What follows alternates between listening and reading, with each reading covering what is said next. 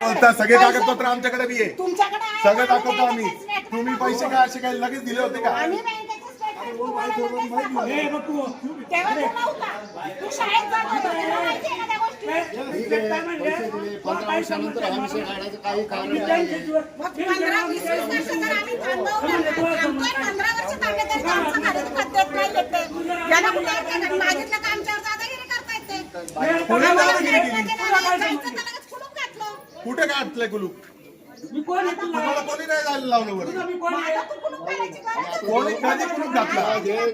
जे लोक राहतात अहो संदीप भाऊ यांनी एवढं खोटं केलं, एवढं खोटं केलं. मी आत्ता एक मिनिट संदीप भाऊ, मी आत्ता ना आत्ता तुम्हाला डॉक्युमेंट दाखवतो. एक मिनिट पप्पा, मी आत्ता तुम्हाला डॉक्युमेंट दाखवतो. यांनी काय ऍप्लिकेशन केलं पोलीस स्टेशनला की सदर फ्लॅटचा ताबा आम्ही कुलूप कापून घेतला. 2 दिवसापूर्वी अरुण भाऊच्या चॅनलला यांनीच बाईट दिली आणि त्याच्यात काय म्हणले हे बी बघा.